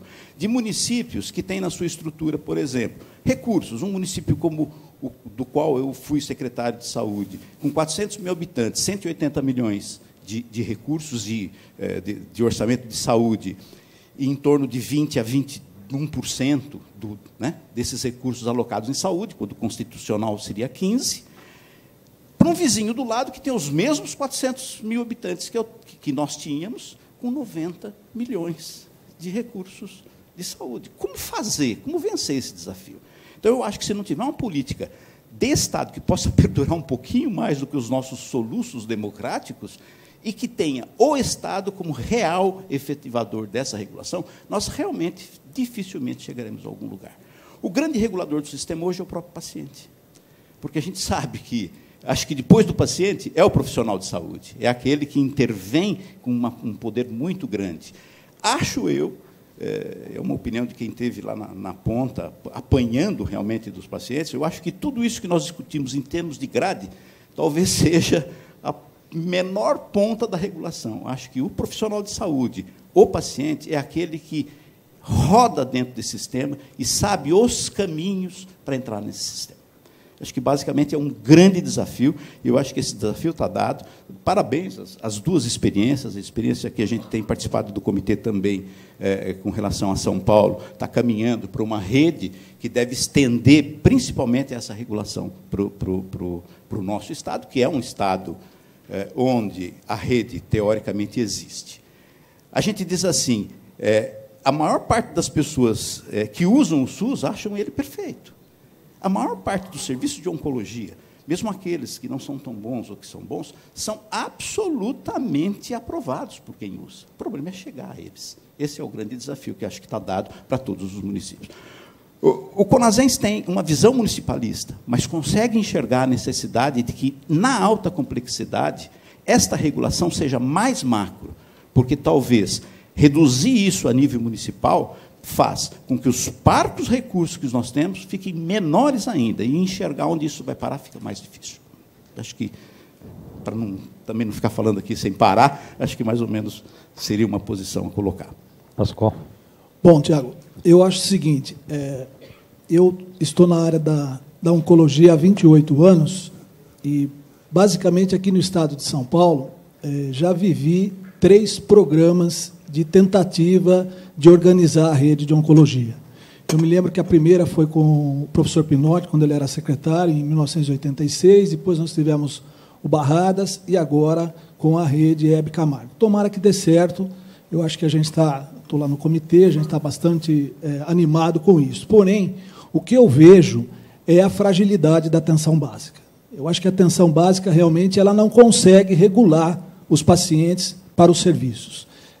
Infelizmente, o Dr. Castro colocou aqui que não existem soluções para esse problema. Eu diria o seguinte: falta vontade. Tá? Eu acho que, se tivesse vontade, eu acho que tem que haver essa vontade, a regulação ela pode existir. Eu acredito que, se houver essa integração entre a atenção básica, a atenção secundária e a própria terciária, a gente vai conseguir isso, né? Quando ele colocou que ele entende que a oncologia tem que ser um problema do Estado, eu também concordo. Eu acho que não deveria deixar como sendo do problema municipal, né? Eu acho que deveria realmente ser a atenção do Estado, né? A política de oncologia. Mas, infelizmente, a gente não consegue isso, né? Com a própria lei do SUS.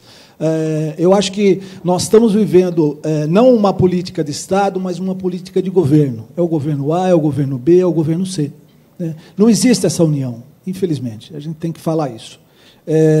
Acredito, né? Eu ainda vou, né? Tenho esperança que nós vamos ter esse sistema regulado ainda da oncologia, né? No próprio país, né? A nível federal, não só a nível estadual e nem só a nível municipal.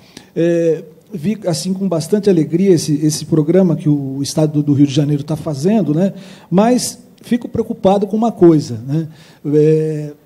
Os hospitais vão abrir as portas para atendimento, e acho que esse é o papel dos hospitais, né? Em atender a população, em atender o paciente, mas nós temos o problema do teto. O teto que bate a porta das instituições. E quando você colocou que o DataSUS é o órgão oficial hoje das informações, realmente é, mas só das informações aprovadas, não das informações processadas. Tá lá, é. Por quê? Porque não se processa todo o trabalho, não se processa todo o movimento do hospital. Atingiu o teto, para aí, o que houve de extrateto não vai ser computado, né? Não, exatamente infelizmente isso. Até já conversei uma vez com a doutora Patrícia sobre esse assunto. A gente já né? conversou sobre isso, né, Patrícia? A Patrícia participou de reunião lá na Secretaria Estadual do Rio sobre essa questão, e só uma parte, especificamente, o teto foi uma das primeiras coisas que a gente levou para o secretário de Estado. Que a gente viu, como a gente fez as visitas, por exemplo, eu cheguei numa unidade, o Rio tem uma lógica mais complexa, porque a maior parte dos hospitais no município do Rio de Janeiro são públicos e orçamentados. Então, eles são independentes de repasse financeiro por parte do município. Eles não são privados que prestam ao SUS. É uma realidade lá. Então, eles têm um orçamento próprio, eles tratam o orçamento como eles quiserem. Tanto que no Rio ninguém nunca seguiu a PAC, nem nada disso. Não tem nem a PAC. Os hospitais federais não informam a PAC. Tá? Não tem, se você entrar hoje, servidores do Estado, quantos doentes ele tratou de câncer nos últimos 5 anos? 0. Não tem informação nenhuma, 0. Tá? Mas a gente teve oportunidade no interior do Estado e uma das unidades privadas é fechada. Aí eu falei, vocês não estão fazendo nenhuma quimioterapia aqui? Não, a gente só funciona de manhã. E de tarde? Não funciona. Por quê? Porque a gente bateu no teto do município. Aí eu falei, e os doentes? A gente não trata. Porque eu sou privado, se eu tratar, eu não recebo, eu quebro. Simples assim. Então, eu não trato. Então, a gente levou essa questão ao secretário, você tem que rever os tetos. Então, isso é uma coisa indiscutível, tem que rever os tetos. 2 outros pontos. Só para deixar claro, eu acredito muito no sistema. Eu sou um entusiasta e eu perturbo a vida de todo mundo. Eu acho que a atenção básica funciona bem, a gente tem que trabalhar com ela. Eu acredito que a gente consiga trabalhar na atenção básica, acho que tem solução para tudo. E os municípios, as regiões municipais são a solução. Porque uma das coisas que a gente viu no Rio é que a gente trabalha com as regiões municipais, são 9 regiões municipais, e quando você bota o secretário municipal para discutir, é nele que está ardendo. Né? Então, e a gente descobriu coisas incríveis, porque os municípios estão divididos numa lógica no Estado do Rio de Janeiro que não tem nada a ver com o que eles pensaram, porque um município trabalha com o outro. Eu aqui tenho sobrando endoscopia porque eu faço endoscopia aqui, porque meu filho, inclusive, é endoscopista, então eu compro todos os serviços dele. Então, tem endoscopia aberta no meu município. Você tem tomografia aqui. Então, vocês mandam os seus municípios para fazer endoscopia aqui, eu te mando. Não tem nada a ver com a lógica do Estado. Então, os municípios se viram. E eles resolvem. Quando você bota o secretário ou o representante do secretário para discutir, independente da política, eles agilizam isso. Os municípios, quando se juntam, eles agilizam. Porque, no final das contas, muitas vezes aquele cara que está ali, aquele servidor que está ali, troca governo, entra governo, é ele que está lá, ele que tem que responder, ele que vê os doentes sofrendo. Então, eles se mobilizam. Então, assim, também não é uma catástrofe o sistema. As pessoas estão tentando melhorar e tudo. É que a gente tem um arcabouço legislativo, legal, absolutamente arcaico. Né? A gente está na metade do século passado ainda para um monte de coisa. A gente tem que ficar mais ágil. Eu acho que está ficando meio travado, mas eu acho que região municipal funciona, a atenção básica funciona e acho que tem solução devagarzinho. Mas para fazer isso não tem jeito. Quem tem que botar o pé no acelerador é o Estado. Daiane, eu gostaria de falar um pouco, porque quando a gente estava planejando essa implantação da rede, essas questões surgiram. Então, a primeira delas é, será que dá para confiar na informação que é baseada em faturamento? A cirurgia é um grande problema, porque muitas vezes, quando extrapola um teto de oncologia, acaba se colocando num código de procedimento de especialidade. Né?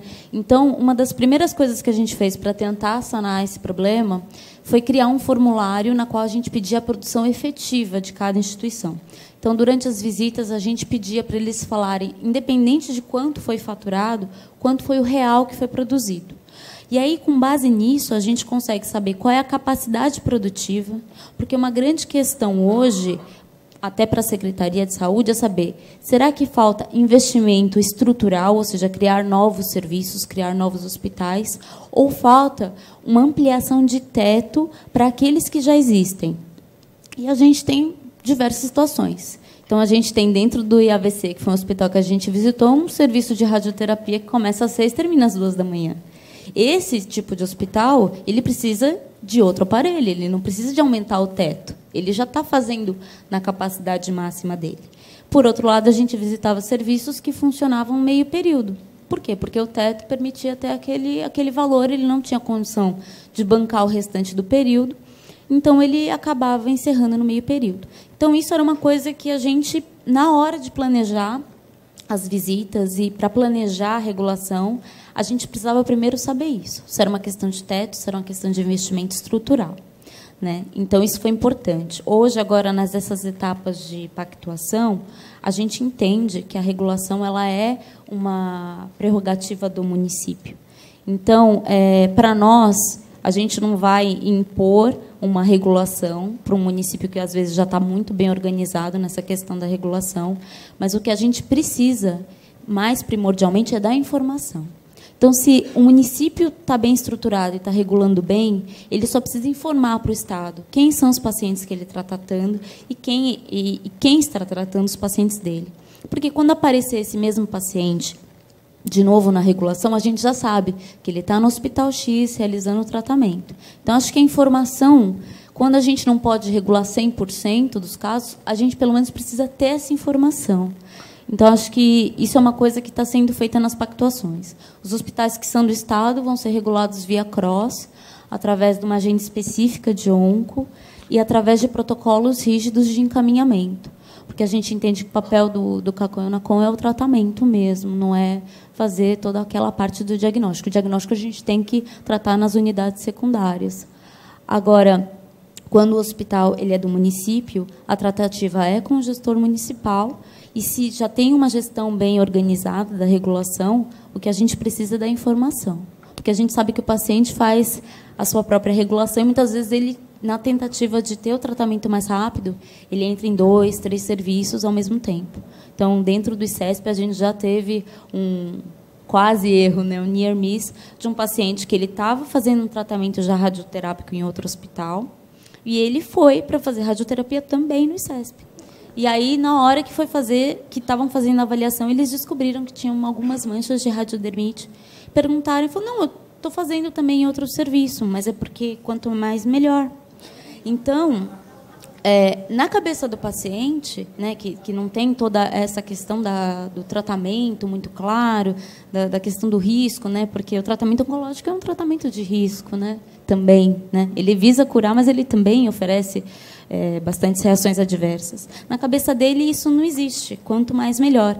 Então, a gente, tendo a informação de onde ele está sendo tratado, a gente evita essas questões e melhora o fluxo da organização dos serviços. Acho que é só importante frisar que a gente tem esse pensamento também, tanto da questão do faturamento quanto da questão da gestão. Daiane, só uma coisinha. Você está dizendo que a rede Hebe Camargo vai coletar as informações de produção de fato dos hospitais e como fazer um registro próprio da rede. Exatamente. Agora, o governo federal tem a sua iniciativa do Ciscâncer. Sim. E assim por diante, cada lugar tem a sua iniciativa de coleta de dados. Como é que um gestor de um hospital ele vai preencher 10 mil formulários para mandar para instâncias diferentes? A gente entende que o Ciscan é uma plataforma para a base de dados do tratamento do paciente.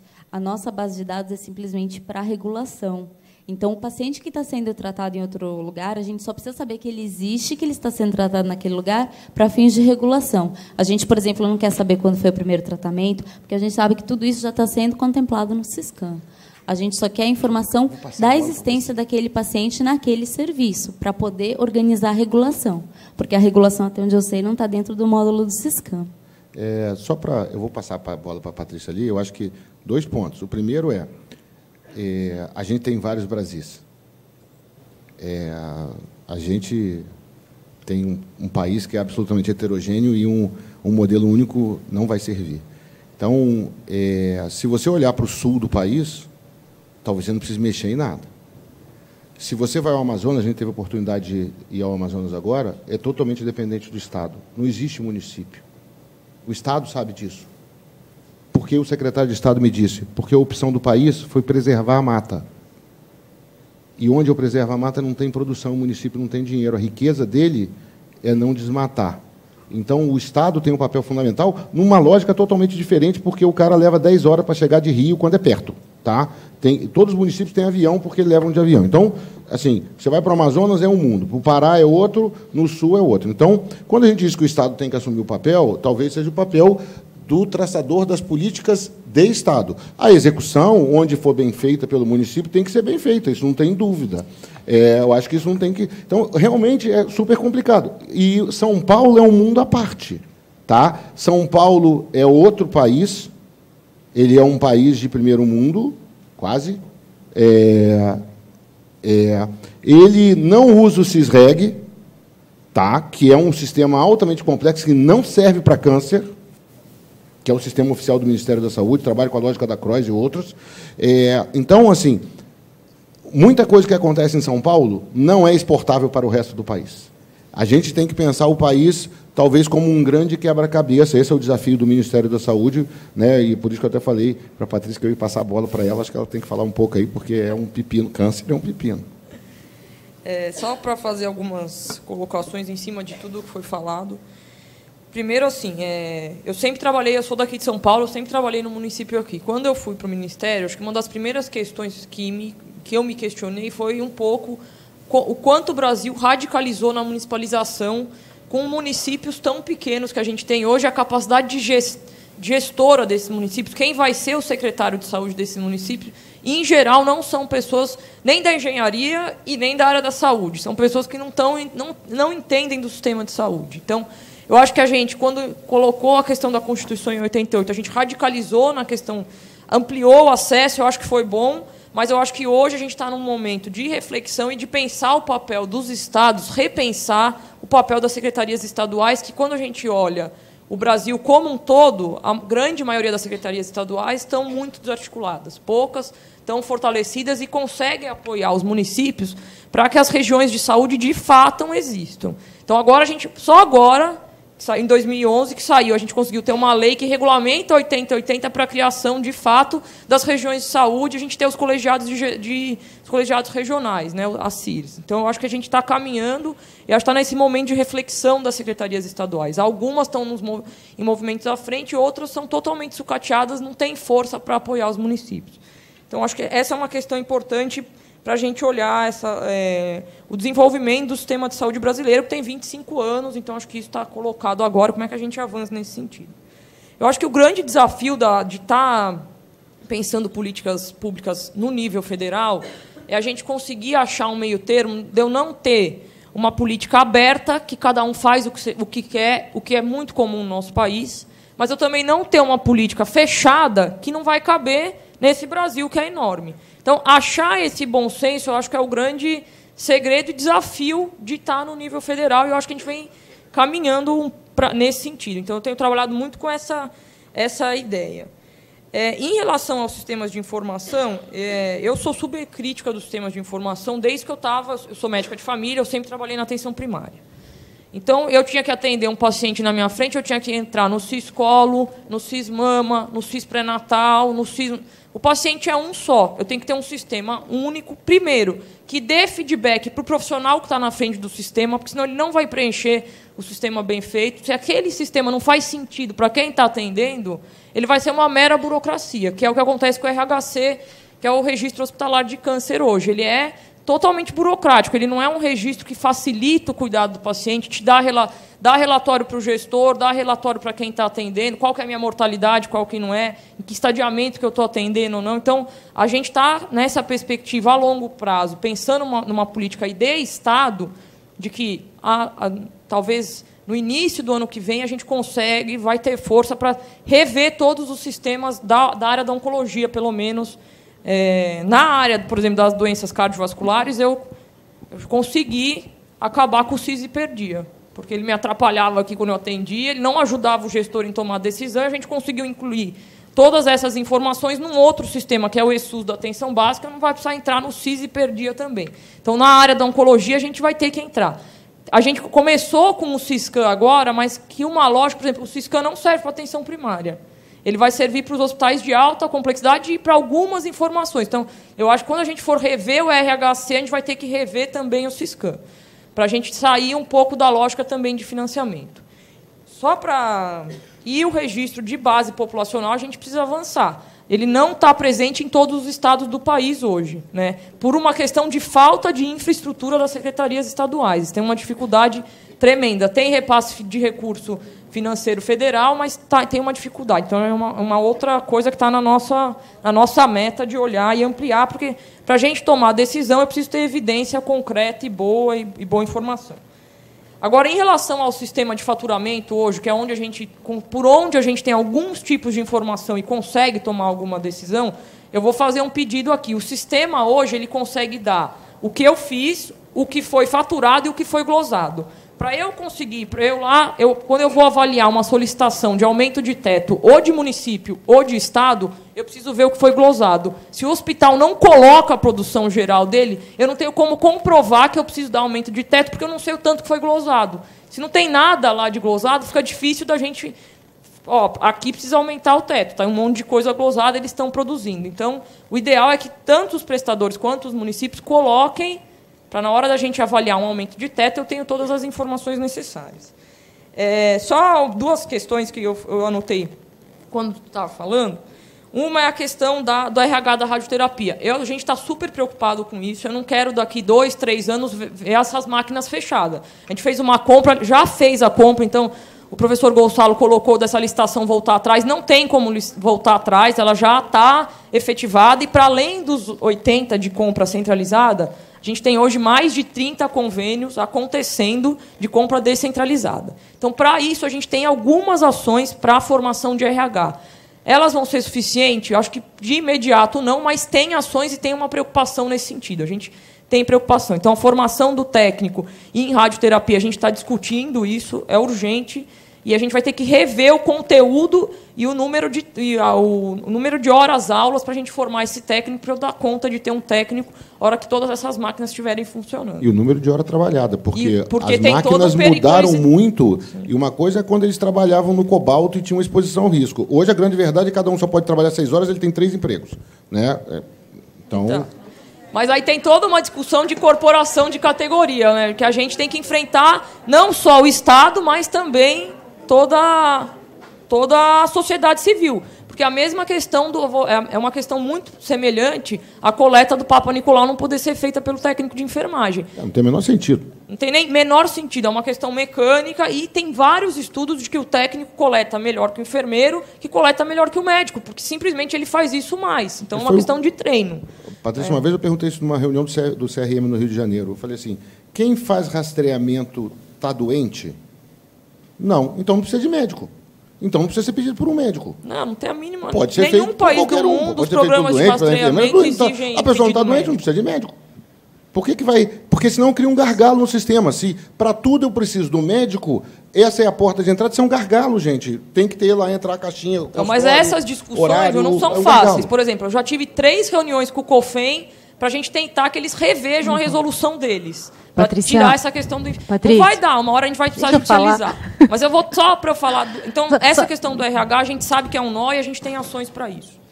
E uma outra questão que eu acho que você trouxe, que é importante, está no nosso horizonte, esse mais a longo prazo ainda, é passar a gente ter algum incentivo financeiro aí, dependendo da avaliação de qualidade dos hospitais habilitados como o NACOM e o CACOM. Próximo do que a gente fez isso na atenção básica. Então, as equipes de atenção básica elas têm um recurso financeiro de acordo com alguns critérios de qualidade.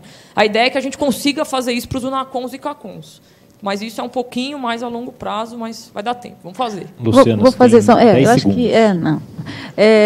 Eu só queria, na verdade, acho que é um pedido, né, para o Zé Eduardo e para a Daiane, que assim, acho que eu confesso que eu fico até dividida, porque para a gente, assim, essa mesa realmente de discutir os desafios do acesso ao diagnóstico é muito prioritária, muito importante. Né? A gente está numa linha de frente, atendendo os pacientes lá no 0800, e tem muito paciente na fila. Né? Tem muito paciente na fila e é agoniante para a gente não ter nenhum lugar para onde entrar e saber, meu Deus, que luz eu dou para esse paciente. Né? O paciente está lá esperando, literalmente. Então, acho que o meu pedido é assim, né? Vocês estão construindo modelos para tentar mudar isso. Né? Acho que para a gente foi muito legal poder trazer 2 cases de gente que está fazendo alguma coisa para mudar isso. A gente sabe realmente, né, que essa questão lá do posto de saúde, até passar pelo especialista e começar o tratamento é muito complexa. Né? Isso que a gente chama aí de regulação. E queria dizer para vocês que assim, existe um órgão nacional que regulamenta, que não veio. Né? A gente convidou a Bianca Guimarães, estava confirmado que ela vinha, que é uma coordenadora de todo esse programa nacional, e ela não veio, infelizmente. Né? Então, a gente realmente queria ter uma parte mais teórica, para entender todo esse processo que é super complexo, e aí o prazer de ter 2 cases de gente que está fazendo alguma coisa. Né? Com o Fórum Regional, a gente passeou pelo Brasil e a gente viu o quanto isso é um gargalo sério, a dificuldade que as pessoas têm de implantar alguma coisa. Então, meu pedido é, considerem ter isso de forma muito transparente. Sabe, que a gente entre em algum lugar e saiba onde o paciente vai, igual você falou, o pacientinho que mora no bairro X, aonde que ele vai ser encaminhado, se tem vaga para ele, e se não tem plano A, qual é o plano B? Porque às vezes a gente escuta de paciente de Valinhos, que deveria fazer quimioterapia em Campinas, e está esperando 6 meses, a vaga para ele fazer em Campinas são de 6 meses a radioterapia, não tem plano B. Ninguém diz para ele, não tem aqui, mas tem talvez um centro ali que talvez consiga te atender. Então, acho que é um pedido da gente. Caso, inclusive, acho que vale mencionar. Esse paciente foi atrás, ele criou a sua própria regulação. Conseguiu em São Paulo em 2 semanas. Então, assim, não tem que ser assim. Né? O sistema tem que funcionar a favor do paciente, não contra o paciente. Só para responder isso, uma das coisas que a gente discutiu do Plano Estadual de Controle do Câncer, a proposta, ela nasceu do Plano Estadual de Transplante, que tirou o Rio de Janeiro do penúltimo lugar em transplante para o 2º. E 2 coisas foram fundamentais. A primeira foi a discussão da transparência. E a gente estava até em alguns pontos, quer dizer, como você dá transparência, em que ponto você está na fila, sem quebrar o sigilo médico, sem informar que a pessoa tem câncer. Porque essa é uma informação complexa, porque existe muito preconceito. Eventualmente, uma pessoa tem câncer, ela é preterida em algum local. Assim, então, tem que proteger isso. Como fazer isso do ponto de vista de sistema? Né? Porque aí o cara acessa pela internet, vê como é que... Isso é um ponto. O segundo, que é um conceito em oncologia que está chegando, que chama navegação. Né? Quer dizer, o paciente, ele está assimétrico em relação ao sistema, que é um conceito de economia. Ele está assimétrico. Ele não tem tanta informação, então ele tem que ser tutelado. Né? Então, o navegador pega aquele doente e leva de um ponto até o outro. Como você desenhar um modelo de navegação? O modelo de navegação ele é bacana, mas ele é um desafio bestial para o Estado, porque o número é estratosférico. Né? Quer dizer, como eu vou navegar com milhões de pessoas? Isso é uma questão de recurso. E aí, sim, tem uma proposta da criação de um 0800 para que a pessoa ligue e peça informação. Então, a gente já está desenhando lá um call center, qual é o tamanho, como é que precisa ser isso. Então, tem algumas coisas sendo planejadas em relação a isso. A grande discussão é, ok, cai sempre no final, quem vai pagar? né? Porque tem que contratar gente, tem que botar gente, tem que criar sistema, e isso tem um custo. Né? Luciana, considerações dos membros da... Eu só queria falar um pouco em resposta ao que a Luciana colocou, que, assim, agora nessa etapa de pactuações com serviços, uma das grandes preocupações que eles apresentam é assim, mas eu vou colocar as vagas aqui para vocês, mas eu já tenho a minha demanda interna, e como é que eu vou fazer? Eu vou extrapolar meu teto? Então, uma coisa que a gente coloca para eles sempre é assim, você vai colocar as vagas, mas se você tiver uma demanda interna, você já aloca numa dessas vagas. Então, esse pool... ele vai ser compartilhado tanto pelas vagas internas quanto pelas vagas encaminhadas. Por quê? Porque o que a gente quer ter é o pool total de vagas. Porque se acontecer uma questão dessa, de um paciente bater num serviço e esse serviço está com uma fila muito grande, o próprio serviço, mesmo tendo aquela especialidade, ele pode acionar essa regulação central que vai procurar uma vaga mais próxima. Então, o importante para a gente não é nem dividir as vagas, essas são suas, essas são minhas. É um pool mesmo, na qual, se surgir um paciente interno do hospital, ele registra, olha, esta vaga está sendo ocupada, esse horário está sendo ocupado por um paciente meu. Mas a gente, pelo menos, tem uma noção real de quantas pessoas estão sendo atendidas e qual que é esse pool. E a gente pode encaminhar dentro desse modelo aí, da proximidade da expertise dos hospitais, porque isso é uma coisa também que a gente está mapeando. É o que eu coloco, nem todo lugar que tem um ortopedista que sabe tratar câncer ósseo. Então, é isso que a gente está buscando em cada hospital, saber a expertise de cada hospital, para, dentro desse sistema centralizado, conseguir direcionar o paciente para o lugar que tem o expert e no horário mais próximo. Nem que, para isso, ele tenha que ir para uma outra região de saúde, que hoje, do jeito que está fragmentado, a gente não consegue ter essa interlocução. Eu acho que eu só vou falar uma coisa, Rafa. Queria aproveitar, assim, a gente fica falando de mama, de próstata, colo retal, né, que são os mais incidentes, e eu fico aqui pensando nos raros, né? E aí, assim, eu fico, cadê o Rogério que estava aqui do mieloma, que fugiu? Mas eu fico imaginando, né, Rogério? Assim, os desafios desses casos que também ficam esperando pela falta de especialista, né, pela falta dos exames que também não existem. Né? Outro dia a gente ouviu a dificuldade que é para fazer uma biópsia de pulmão, né, para diagnosticar mesmo. Assim, como é que, sei lá, e aí? Né? O que dá para... Como é que a gente... Vamos pensar nisso, né? Dentro dos protocolos de encaminhamento que foram validados pelo comitê, a gente teve essa preocupação. Então, tumores que tenham fácil acesso ao diagnóstico por biópsia, a gente colocou que a entrada do paciente dentro do CACOM e UNACOM, que é exclusivo de oncologia, é através dessa biópsia. E, por exemplo, tumores de pulmão, que a gente sabe que é muito difícil conseguir, ou por broncoscopia ou por biópsia externa, né, guiada, a gente opta por exames de imagem mais simples. E aí a suspeita ela já é aceita para ingressar dentro da rede. Tá? Isso é uma questão importante, porque o que a gente quer fazer é que os CACONs e UNACONs tratem os casos que têm alta probabilidade realmente de serem câncer, para que aquela vaga, que é muito rara e muito cara, não seja ocupada por um caso que não se confirme. E aí a gente faz, em paralelo, um treinamento e capacitação das unidades secundárias para que eles possam, sim, fazer essa parte do diagnóstico quando existe uma suspeição mais baixa. Por exemplo, um BIRADS 3, aí já pensando de casos práticos, né? Casos que não têm tanta suspeição de ser maligno. Pascoal, último comentário. Não, eu só acho que, volto a frisar, tem que haver uma discussão, e o próprio Gonçalo colocou aqui a discussão da sociedade, eu acho que tem que haver uma discussão entre atenção primária, primária, secundária e terciária. E, mais ainda, os prestadores e a própria comunidade. Eu acho que o paciente ele tem que ser ouvido. Eu acho que a voz do paciente, eu louvo aí a iniciativa da Oncoguia nesse sentido, porque vocês mesmos acabaram de falar, o paciente procura alternativa, ele mesmo se regula. Por quê? Porque alguma coisa no sistema está errada. Então, eu acho que tem que haver realmente uma conversa, uma iniciativa de se acertar esse sistema dessa regulação, porque não é mais possível. Tem hospitais aqui em São Paulo, tem paciente aguardando para fazer uma cirurgia de próstata há 1 ano na fila, aguardando. Esse coitado... Então, eu acho que é isso que tem que haver, um melhor consenso nesse sentido. A gente realmente está bem adiantado. Eu vou te dar a palavra, Mariana, você foi a única que não falou. Justamente agora falando desse paciente que está 1 ano esperando enfim, eu estava pensando no que vocês estavam falando. É possível, então, pensar nesse prazo da lei do SUS de 60 dias?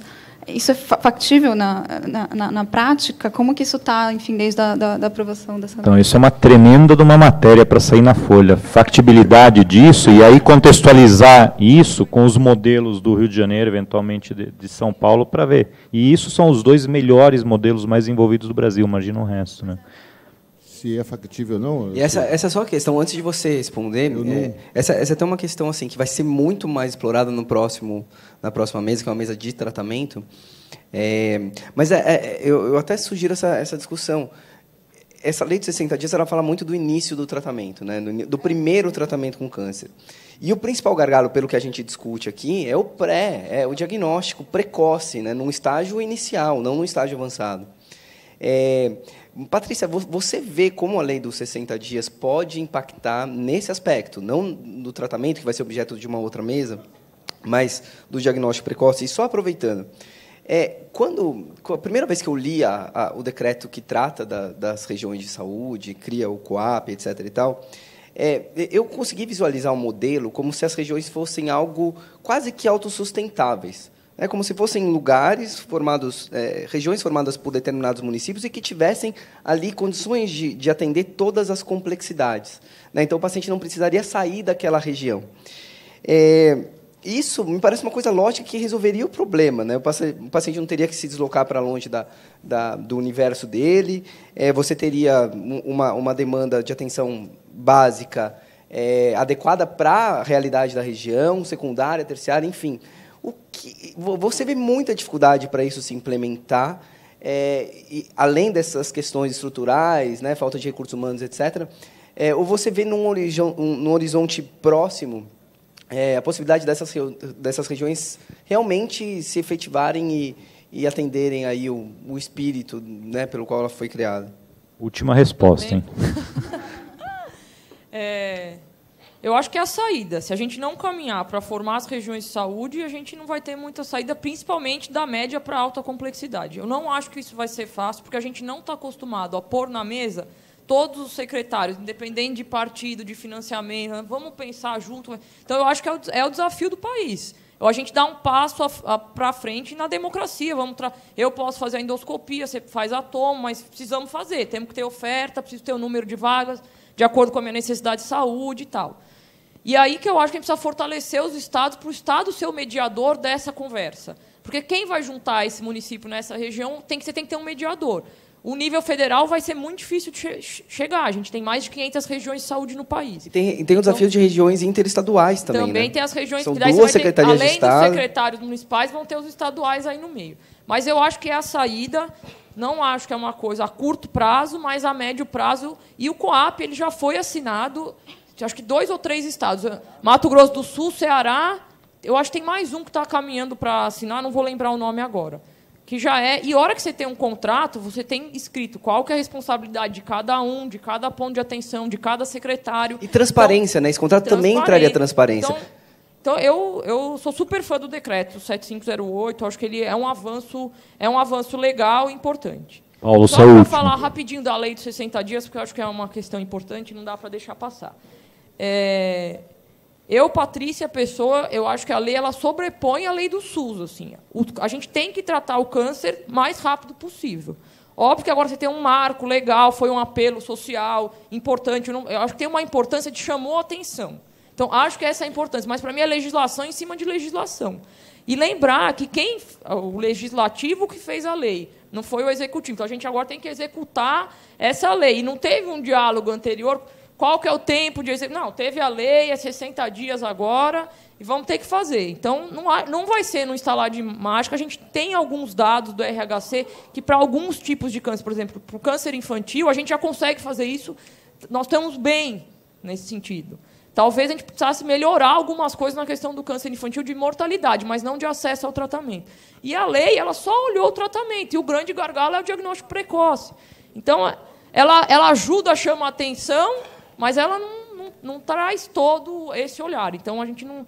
não pode ser pautado por ela. A gente tem que tratar na maior brevidade possível. Tem que ser 10, 15, 30 dias, né, independente dessa... Acho que tem uma questão ética até. Paulo, você é o último. Depois eu não deixo mais ninguém falar. Só fazer duas colocações. Uma com relação ao COAP, que eu acho que a agenda política dada dificulta demais qualquer pensamento de COAP para este ano de 2014. Eu acho que, perfeito, realmente é uma solução maravilhosa. Eu não sei, a falha, para mim, foi dada lá atrás, nós, de origem portuguesa, etc. Por que nós não temos um condado, uma província, ou o nome que quisesse dar? Porque a região é um ente que não existe do ponto de vista federativo. Ela é uma abstração que exige consenso, que exige, em regiões aqui de saúde de São Paulo, com 114 municípios. Então, é uma abstração grande. Com relação à lei dos 60 dias, eu fiz um desafio numa das reuniões que nós tivemos, e eu acho que é um desafio tranquilo, porque se não se cumprir esse desafio, nós temos recursos e pessoas que morrem. É pensar em leucemia mieloide aguda. Pensar em leucemia mieloide aguda. A leucemia mieloide aguda, parece que fizeram a lei em cima disso. É o extrato, o cara não tem 60 dias. Ele não tem uma semana. Isso. Se for uma M3, ele não tem uma semana. Aliás, ele até tem, só que todos os recursos que, porventura, forem alocados, serão jogados na lata do lixo, porque ele não terá resultado. Então, nós estamos numa situação que eu acho que tem determinadas situações que tinham que ter um olhar diferente. E, para mim, esse era o grande modelo para a gente aprender como faz isso. Porque isso mata e mata rápido. Esse é o comentário. Que é regulação. Assim, eu acho que lei... É aquela história, lei foi feita para cumprir. Triste um país que não cumpre as leis e não respeita as decisões do judiciário. Então, a gente tem que cumprir. A grande questão é que é o total fracasso da gente, como gestor de saúde, deixar que o país a saúde seja gerido por lei. Porque as doenças não podem ser geridas por lei. Então, os oncohematologistas, eles não estão nem aí para a lei de 60 dias, porque nenhum doente vai sobreviver, eles têm que tratar rápido. O mundo deles é outro, está entendendo? E, provavelmente, os urologistas também não estão nem aí, porque tem doente que vai ficar 2 anos com câncer e não vai ter nenhum problema. Então, esse é o problema de você... a gente tem que ser mais proativo, a gente tem que ter coragem de discutir alguns temas espinhosos, que os doentes vão esperar na fila, vão ter que ter paciência, vai ter que educar, uns vão passar na frente dos outros, porque são mais importantes. A gente já faz isso com o transplante, por que não pode fazer com outras doenças? Está entendendo? Então, assim, acho que a gente tem que ter coragem de discutir isso. E, por último, só para responder a Luciana, as outras doenças a gente trata pelo chamado efeito Einthoven, né? Quando você melhora o sistema como um todo, as outras doenças melhores pegam carona nisso e vão melhorando também. Gente, eu preciso interromper, eu queria agradecer muito aos membros da mesa, foi uma ótima discussão, isso é só um começo. E fazer um apelo a todos os jornalistas aqui presentes, lembrar eles que eles fazem parte dessa nossa obrigação de divulgar a importância dessa regulação e divulgar para a população, para que a população cobre os políticos, tá bom? Obrigado.